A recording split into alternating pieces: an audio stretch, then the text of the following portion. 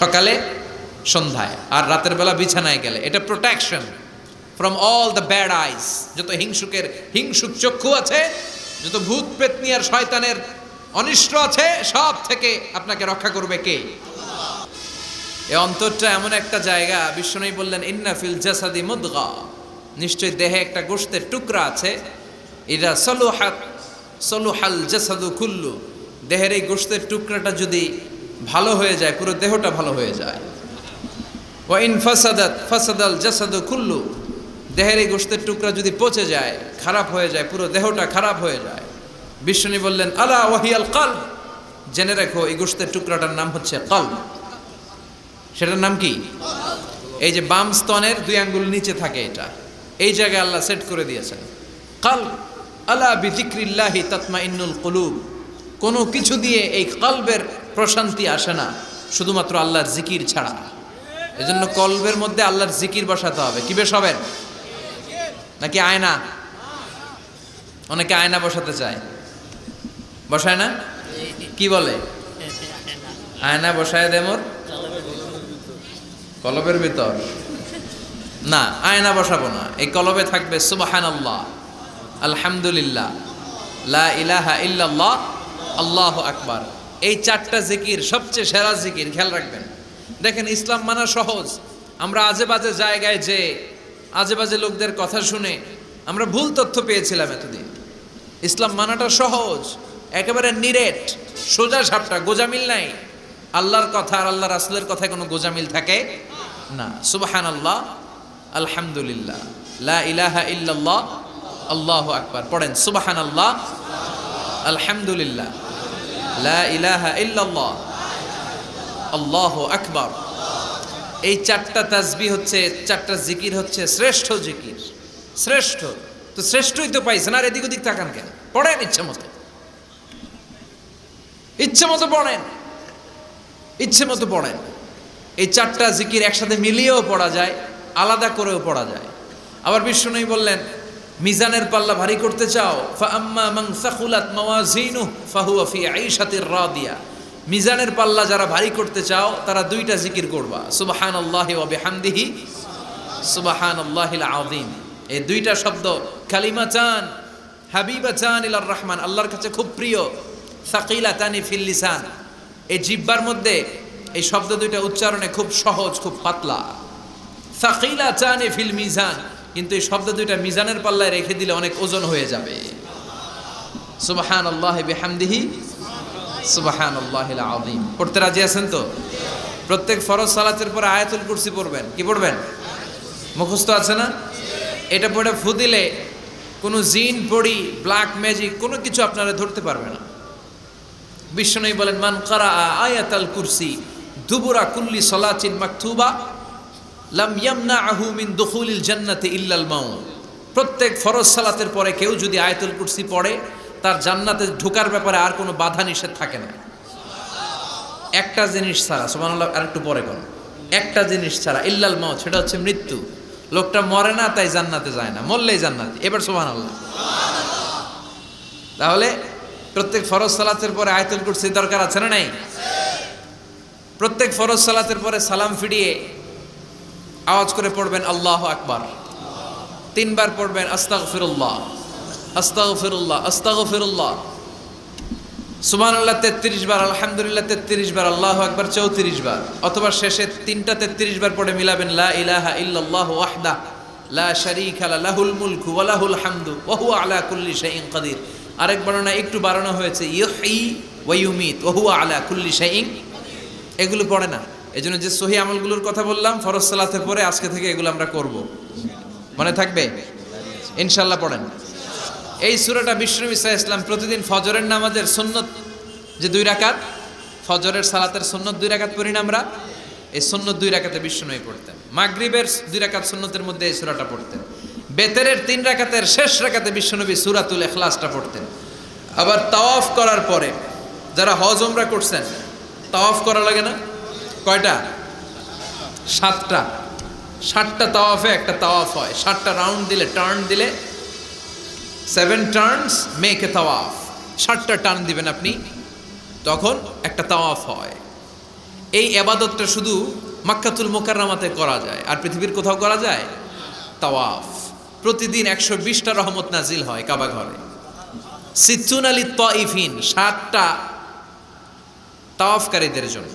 আর বাঈনা লিল মুসাল্লিন, 40টা যারা কাবা ঘরে নামাজ পড়ে তাদের জন্য।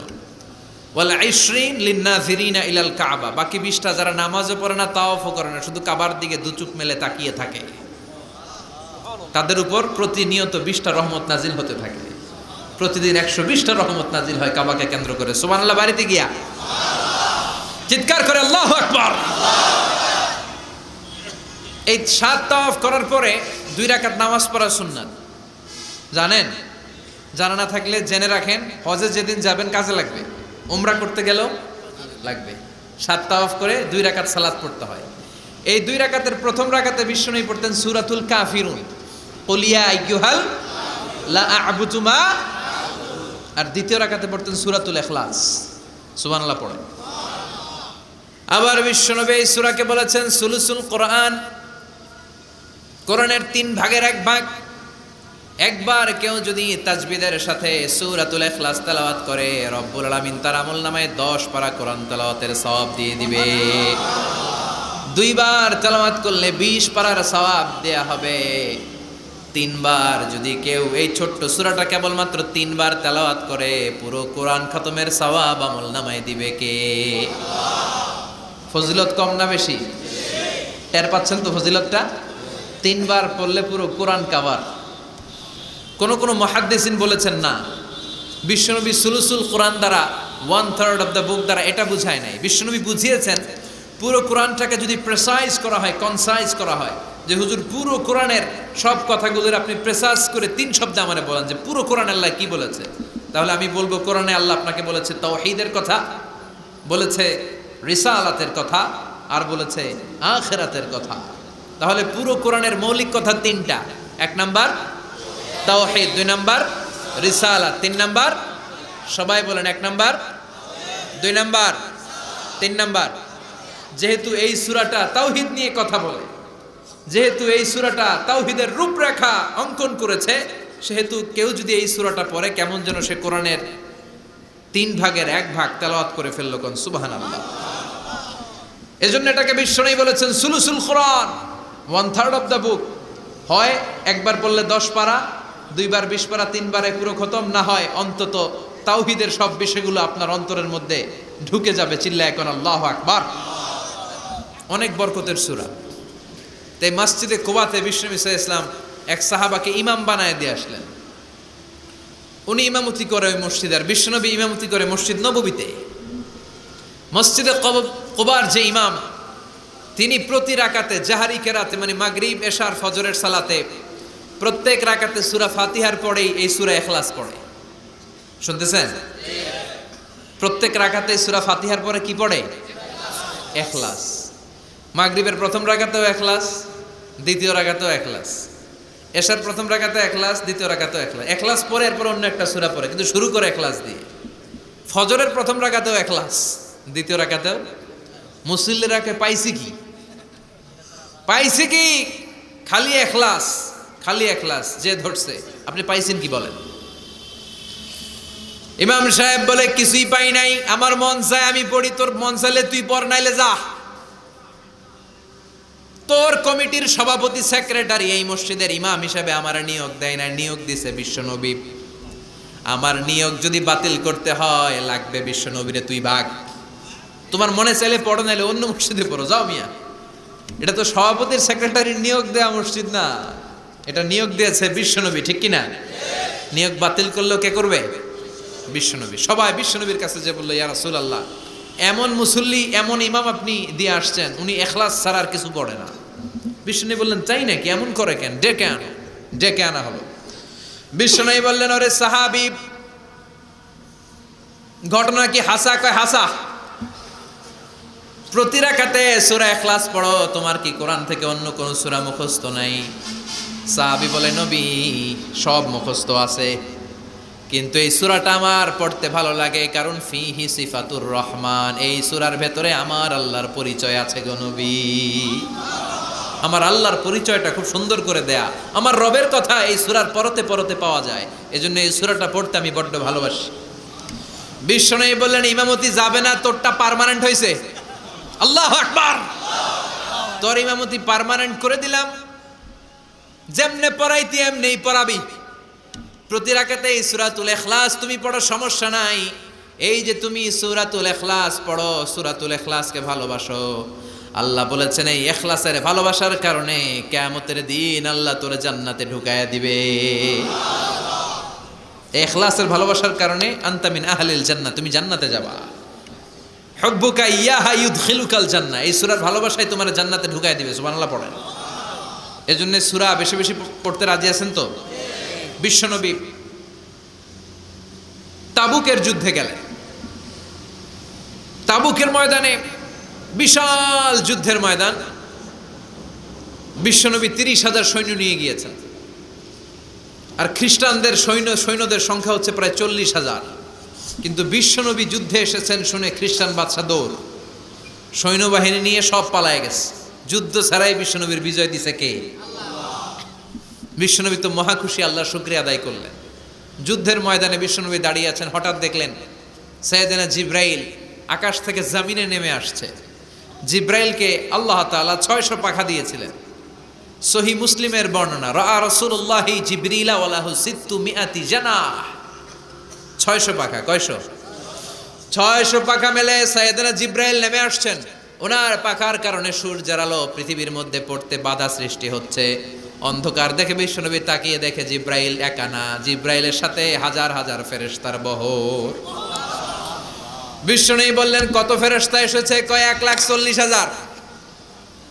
সাইয়েদনা জিব্রাইল বললেন, ও নবী, আপনি যুদ্ধের ময়দানে আল্লাহর শুকরিয়া করেন, আর ওই মদিনাতে আপনার কলিজার টুকরা সাহাবী মুআবিয়া ইবনে মুআবিয়া আল মুজানি একটু আগে শেষ নিঃশ্বাস ত্যাগ করেছে গো নবী। বিশ্বনবী পড়লেন, ইন্না লিল্লাহি ওয়া ইন্না ইলাইহি রাজিউন। সাইয়েদনা জিব্রাইল বলেন, নবী, এইমাত্র মুআবিয়া ইবনে মুআবিয়া আল মুজানি দুনিয়া থেকে বিদায় নিয়েছে, আপনি কি তার রুহের মাগফিরাতের জন্য গায়েবানা জানাজা পড়বেন না? বিশ্বনবী বললেন, অবশ্যই পড়ব। সাহাবাদের মধ্যে ঘোষণা দিয়ে দিলেন, সবাই ওযু করে আসো। যুদ্ধের ময়দানে আল্লাহ আমাদেরকে বিজয় দিয়েছে, আর খবর পেলাম মদিনাতে আমার সাহাবা মুআবিয়া ইন্তেকাল করেছে। মুআবিয়ার রুহের মাগফিরাতের জন্য আমরা গায়েবানা জানাজা পড়ব। পড়েন সুবহানাল্লাহ। গায়েবানা জানাজা কি বুঝেন? লাশ থাকে না সামনে, লাশ নাই, 4 তাকবীরে এটা আপনি পড়তে পারেন, এটা আপনি পড়তে পারবেন। লাশ নাই কিন্তু তার জন্য দোয়ার জন্য পড়তে পারবেন। জানাজা মানেই দোয়া, দোয়া লিল মাইয়িত। 4টা তাকবীর আপনি অনেক দোয়া করছেন এই মরা লাশের জন্য, এটা তো অর্থ তো বোঝে না, এই জন্য জানাজার পরে আবার হাত তুলে দোয়া করা লাগে আমাদের, কারণ কি দোয়া করছে এটা বুঝি নাই। বুঝলে কিন্তু আর লাগতো না, ঠিক কিনা? বিশ্বনবী সাহাবাদের নিয়ে দাঁড়ালেন, লম্বা লম্বা কাতার হলো। সাহাবীদের কাতারের শেষে সাইয়েদনা জিব্রাইল 1,40,000 ফেরেশতাদেরকে নিয়ে জানাজায় শরীক হলেন। বিশ্বনবী 4 তাকবীর দিয়ে জানাজা পড়লেন, আল্লাহু আকবার, আল্লাহু আকবার, আল্লাহু আকবার, আল্লাহু আকবার। 4টা তাকবীরের মধ্য দিয়ে জানাজা শেষ করলেন। বিশ্বনবী তাকিয়ে দেখে সাহাবাদের পেছনে 1,40,000 ফেরেশতা দাঁড়িয়ে জানাজায় শরীক হয়েছে। বিশ্বনবী বললেন, জিব্রাইল, কোনদিন তো এত ফেরেশতা নিয়ে কারো জানাজায় শরীক হতে দেখি নাই। ঘটনা কি? কি এমন আমল ছিল আমার মুআবিয়ার, যে আমলের কারণে মুআবিয়ার নামটা আল্লাহর আরশে চলে গিয়েছে? 1,40,000 ফেরেশতার বহর নিয়ে তুমি জানাজায় শরীক হয়েছ। কি এমন গোপন আমল ছিল আমার মুআবিয়ার, আমারে বলো। সাইয়েদনা জিব্রাইল বললেন, নবী, আপনার মুআবিয়া বিশেষ একটা আমল করত। বিশ্বনবী বললেন, কি সেটা? সাইয়েদনা জিব্রাইল বলে, আপনার এই সাহাবী কাইমান আও কাঈদান, জালিসান আও মাশিয়ান, উঠতে বসতে চলতে ফিরতে সব সময় আপনার এই সাহাবী পড়তে থাকতো, কুল হুয়াল্লাহু আহাদ, আল্লাহুস সামাদ, লাম ইয়ালিদ ওয়া লাম ইউলাদ ওয়া লাম ইয়াকুল লাহু কুফুয়ান আহাদ। পড়েন সুবহানাল্লাহ। উঠতে বসতে চলতে ফিরতে সব সময় এই সাহাবীর একটা অভ্যেস ছিল, উনি কুল হুয়াল্লাহু আহাদের উপর আমল করত, বেশি বেশি সূরাতুল ইখলাস পড়তো। পড়তে রাজি আছেন? আজ থেকে বেশি বেশি সূরাতুল ইখলাসের উপর আমল বাড়ানোর দরকার আছে না নাই? বিশ্বনবী প্রতিদিন সকালবেলা সন্ধ্যাবেলা ওয়া ইনদামা ইয়াযহাব ইলা ফিরাশি, আর রাতে যখন বেডে ঘুমাতে যেতেন হাত দুইটা এরকম করতেন, করে তিনি সূরাতুল ইখলাস পড়তেন, সূরাতুল ফালাক পড়তেন, সূরাতুন নাস পড়তেন, এই তিনটা সূরা পড়তেন। এই তিনটা সূরাকে একসাথে বলে তিন কুল। কি বলে? কুল আস-সালাসা, কারণ এই তিনটা সূরার শুরুতে কুল আছে না নাই? তিন কুল পড়ে বিশ্বনবী হাতের মধ্যে ফু দিতেন। ফু দিয়ে মাথা থেকে শুরু করে মুছতে মুছতে মুছতে মুছতে পা পর্যন্ত মুছতেন, হাত মুছতেন, সারা দেহের যতটুকু সম্ভব বিশ্বনবী সারা দেহের মধ্যে এই তিন কুল পড়া হাত দুইটা দিয়ে সারা দেহের মধ্যে বিশ্বনবী হাত বুলিয়ে দিতেন, মেসেজ করে দিতেন কোন সুবহানাল্লাহ। সকালে সন্ধ্যায় আর রাতের বেলা বিছানায় গেলে। এটা protection from all the bad আইস। যত হিংসুক চক্ষু আছে, যত ভূত পেতনি আর শয়তানের অনিষ্ট আছে, সব থেকে আপনাকে রক্ষা করবে কে? এজন্য প্রতিদিন এগুলো পড়বেন। কি কি পড়বেন? এরকম হাত দুইটা মিলায়া সূরা ইখলাস, সূরা ফালাক, সূরা নাস, তিনটার বলে একসাথে তিন কুল। কি বলে? আজকে থেকে এটার আমল করা যাবে। মা আয়েশা যখন অসুস্থ হতেন বিশ্বনবীর কাছে যে বললেই বিশ্বনবী বলতেন, আয়েশা হাত দুইটার একসাথে করো, সূরা ফালাক পড়ো, ইখলাস পড়ো, নাস পড়ো, ফু দাও, আর সারা দেহে মেসেজ করো। সুবহানাল্লাহ পড়েন। বিশ্বনবী একবার সেজদায় আছেন। কিসে আছেন? চিল্লা এখন। সেজদা অবস্থায় লাদাগাতহু আকরাব, একটা বিচ্ছু পোকা এসে বিশ্বনবীর হাতের মধ্যে কামড় দিয়েছে। বিচ্ছু কামড় দিলে খুব আরাম লাগে না? হ্যাঁ, বিষাক্ত, পয়জনাস, ভ্যানামাস। বিশ্বনবী ব্যথা পাচ্ছেন, প্রচন্ড ব্যথায় বিশ্বনবী অস্থির। বিশ্বনবী বললেন, লাআনাতুল্লাহি আলাল আকরাব, এই বিচ্ছুর উপর আল্লাহর লানত। এটা মুসল্লিও চিনে না, নবীও চিনে না, কোন জায়গায় কামড় দিতে হবে এটাও জানে না, কিন্তু কামড় দিয়েছে, ব্যথায় কাতরাচ্ছে। বিশ্বনবী বললেন, লবণের পানি গরম দাও, আঙ্গুলের উপরে ঢালো। লবণের পানি গরম দিয়ে আঙ্গুলের উপরে ঢালতে শুরু করে দিল। বিশ্বনবী পড়তে আরম্ভ করলো, কুল হুয়াল্লাহু আহাদ আল্লাহুস সামাদ লাম ইয়ালিদ ওয়া লাম ইউলাদ ওয়া লাম ইয়াকুল লাহু কুফুয়ান আহাদ। পড়েন সুবহানাল্লাহ। এজন্য ব্যথা পেলে, সাপে কামড়ালে, বিচ্ছু কামড়ালে, বল্লা কামড়ালে, মধুপোকা কামড়ালে কি করবেন? সূরা ইখলাস, সূরা ফালাক, সূরা নাস। আবার বলেন, সূরা ইখলাস, সূরা ফালাক, সূরা পড়ে ফু দিবেন। আর রাত্রেবেলা সকালবেলা ঘুমোতে যাওয়ার আগে হাতের মধ্যে ফু দিয়ে সারা দেহে মেসেজ। মনে থাকবে না? মাহফিল শেষ, ওয়াজও শেষ, মনে থাকবে তো? আল্লাহ বললেন, কুল হুয়াল্লাহু আহাদ। নবী আপনি বলেন, আল্লাহ একজন, এক এবং অদ্বিতীয়। আমাদের আল্লাহ কয়জন? একজন হওয়াতে আমাদের জন্য লাভ না লস? কেমনে লাভ? তিনজন চারজন হইলে কইতাম আমগো আল্লাহ ৬০ জন। হ্যাঁ, তিনজন হইলে তিন রকম বলতো, একজনের খুশি করে পারি না। তিনজন হইলে ঝামেলা আছে না নাই? আল্লাহ যদি দুইজন হতো কি হতো? একজন বলতো, এতদিন তুমি তোমার মন মতো মহাবিশ্বের সব কিছু পরিচালনা করেছো, আজকে থেকে আমি আমার মন মতো করব। ঝামেলা আছে না নাই? এতদিন দুনিয়ার মানুষগুলো পায়ে ভর দিয়ে হাঁটতো, হাত দিয়ে খেত, এখন থেকে যতগুলা মানুষ আসবে সব হাতে চলবে আর পা দিয়ে খাবে। আছে না নাই? এতদিন যাবত মেয়েরা গর্ভধারণ করতো তোমার নিয়মে, ছেলেরা কামাই করতো, এখন থেকে পুরুষরা গর্ভধারণ করবে, মেয়েরা কামাই করবে। আছে না নাই? এতদিন তুমি পূর্ব দিক থেকে সূর্য উঠিয়েছ, পশ্চিম দিকে অস্ত দিয়েছ, কালকে থেকে আমার নিয়মে পশ্চিম দিক থেকে সূর্য উঠাবো আমি, পূর্ব দিকে অস্ত যাবে। কিলাকিলি আছে না নাই? দুইজনের মধ্যে যদি সংলাপ সমঝোতা না হইতো মারামারি আছে না? এজন্য আল্লাহ বলেন, লাউ কানা ফীহিমা আলিহাতুন ইল্লাল্লাহু লাফাসাদাতা। মহাবিশ্বে আল্লাহ একজন না হয়ে যদি একাধিক হতো, মহাবিশ্বটা মুহূর্তের মধ্যে ধ্বংস হয়ে যেত। ঠিক কি না? এজন্য আল্লাহ একজন হওয়াতে আমাদের লাভ হয়েছে। তিনজন হইলে তিন রকম কথা কইতো। ঠিক কি না? একজন বলতো, আমারে বেশি ডাকস না কেন, ওরে ডাকস কেন? আল্লাহ তিনজন, খোদা কয়জন? একজন বলতো, ওরে ডাকস, আমারে ডাকস না কেন? ওর জিকির করলি, আমার নামের জিকির করলি না কেন? ওরে খুশি করতে চাস, আমারে করস না কেন? ভেজাল হইতো না? এখন একজন, মারলেও আসি, কাটলেও আসি, বাঁচলেও আসি একজন। সুবহানাল্লাহ পড়েন। এটা সহজ হয়ে গেছে, এজন্য আল্লাহ বললেন কুল হু আল্লাহু, সবাই বলেন কুল হু আল্লাহু আহাদ, মানে এক বা একক। আল্লাহর কোনো শরীক নাই, তার কোনো সাথী নাই, তার কোনো বন্ধু নাই, তার কোনো বাবা নাই, তার কোনো পিতা নাই, তিনি হলেন আহাদ। আহাদ হচ্ছে আল্লাহর চমৎকার একটা নাম। সাইয়েদনা বেলাল রাদিয়াল্লাহু তাআলা আনহুকে ঈমান আনার জন্য অত্যাচার শুরু করা হলো। এমন কোনো মাইর নাই তারা দেয়া হয় নাই, পিটিয়ে পিটিয়ে রক্তাক্ত করে জমিনে ফেলে রাখা হতো, পিটিয়ে গোশত হাড্ডি থেতলে ফেলা হতো। প্রচন্ড মরুভূমির গরম বালুর মধ্যে ওনাকে শুইয়ে রেখে পেটের উপরে পাথর চাপা দেয়া হতো, বলতো এবার জিকির কর লা ইলাহা ইল্লাল্লাহ। বেলাল আর জিকির করতে পারে না, লা ইলাহা ইল্লাল্লাহ শ্বাস বেরোয় না, শ্বাস যেটা ঢুকায় বের করতে পারে না, শ্বাস নিতে পারে না, লা ইলাহার আওয়াজ আর মুখ দিয়ে বের হয় না। এবার বেলাল ছোট্ট করে আল্লাহর ডাকে পড়ে আহাদ। কি পড়ে? আরো জোরে পড়েন। এজন্য আল্লাহ বললেন কুল হুয়াল্লাহু আহাদ, তিনি এমন আল্লাহ, তিনি হলেন আহাদ। আহাদ ছিল বেলালের জিকির, ঠিক কিনা? এখন আজান আছে কিন্তু বেলালের রূহ নাই, মানুষ আছে কিন্তু সেই ঈমান নাই। চিল্লা এখন ঠিক কিনা? আজ সেই কোরআন আছে, হাদিস আছে, সেই ঈমান আর মানুষ নেই, সেই আলী হায়দারে উসমান নেই।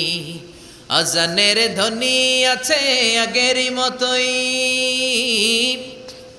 আজানের ধ্বনি আছে আগেরই মতোই, বেলালের সেই রূহ নেই, বেলালের সেই রূহ নেই। আজ সেই কোরআন আছে, হাদিস আছে, সেই ঈমান আর মানুষ নেই, সেই আলী হায়দারে উসমান নেই। ফলসফা আছে আগেরই মতোই, ফলসফা আছে আগেরই মতোই, গাজালির সেই তালকিন নেই, গাজালির সেই তালকিন নেই। আজ সেই কোরআন আছে, হাদিস আছে, সেই ঈমান আর মানুষ নেই, সেই আলী হায়দারে উসমান নেই। চিল্লায় বলেন ঠিক কিনা? আজান আছে, বেলালের রূপটা নাই। দর্শন শাস্ত্র আছে, লজিক আছে, মান্তিক আছে, ফালসাফা আছে, কিন্তু গাজালির সেই তালকিন নাই। চিল্লা এখন ঠিক কিনা? এজন্য আল্লাহ বললেন আমার নাম হলো আহাদ, কুল হুয়াল্লাহু আহাদ। এরপর আল্লাহ বললেন আল্লাহুস সামাদ, আমার নাম হলো সামাদ। ওনার নাম কি? সামাদ মানে অমুখাপেক্ষী, কাদিউল হাজাত, যিনি সবার চাহিদা পূরণ করে। তিনি কে? যিনি সবাইরে দেয়, কারো কাছ থেকে কিছু চায় না। তিনি কে? সবাই যার কাছে ঠেকা, যিনি কারো কাছে ঠেকা না। চিল্লায় বলেন তিনি কে? মা ইউসমাদু ইলাইহিল খালকু কুল্লু, যার দিকে গোটা পৃথিবী হাত পেতে ফরিয়াদ করে, যার দিকে পৃথিবীর সব সত্তা তাকিয়ে থাকে। তিনি রহমতের বারিধারা নাজিল করলে, তিনি রিজিক দিলে আমাদের বেঁচে থাকা সম্ভব। তিনি ছাড়া কেউ আমাদের রিজিকের যোগান দিতে পারে। তার নাম সামাদ। চিল্লায় বলেন তার নাম কি? আল্লাহ ডেকে বলে গোলাম লাউ আন্না আউওয়ালাকুম ওয়া আখিরাকুম ওয়া ইনসাকুম ওয়া জিন্নাকুম, তোমাদের শুরু থেকে শেষ পর্যন্ত, আদম থেকে শেষ পর্যন্ত যত লক্ষ কোটি মানুষ দুনিয়ায় আসবে, সবগুলো মানুষ বিশাল এক মরু প্রান্তরে দাঁড়িয়ে যদি আমি আল্লাহর কাছে চাইতে শুরু করে দাও, সবাই যদি আল্লাহর কাছে মনের সব চাওয়াগুলো বলে, আল্লাহ আমারে বাড়ি দাও, আমারে গাড়ি দাও, নারী দাও, এটা দাও, ওটা দাও, আমারে সব দাও, আল্লাহ সবাইকে সব যদি দান করে দেয়, আল্লাহর ক্ষমতার 1 ইঞ্চিও কমবে না, আল্লাহর ধনভাণ্ডারের 1 ইঞ্চিও ঘাটতি হবে না। সুবহানাল্লাহ পড়েন। এজন্য কেউ যেটা পারে না, পারে কে? আমাদের যার যা দরকার আল্লাহ যদি সবাইরে সব দিয়ে দেয়, ওনার ভাণ্ডারের কিছু কমতি হবে? এজন্য ওনার নাম সামাদ। সবাই ওনার কাছে হাত পাতে। উনি হাত পাতে কার কাছে? কথা কন। সবাই ওনার কাছে ঠেকা, উনি ঠেকা কার কাছে? এজন্য আল্লাহ বললেন কুল হুয়াল্লাহু আহাদ, আল্লাহুস সামাদ, লাম ইয়ালিদ ওয়া লাম ইউলাদ ওয়া লাম ইয়াকুল লাহু কুফুয়ান আহাদ। লাম ইয়ালিদ ওয়া লাম ইউলাদ, তিনি জন্ম দেয়ও নাই, জন্ম নেয়ও নাই। সুবহানাল্লাহ পড়েন। আমার বাবা আছে না? আপনার বাবা আছে না? আল্লাহর বাবা আছে? সুবহানাল্লাহ পড়ে। আমাদের ছেলে মেয়ে হয় না? আমাদের কারো ছেলে হয়, কারো মেয়ে হয়। আল্লাহর ছেলে মেয়ে আছে? কথা কন। মক্কার মুশরিকরা বলতো আল মালাইকাতু বানাতুল্লাহ, ফেরেশতারা আল্লাহর মাইয়া। কি কইতো?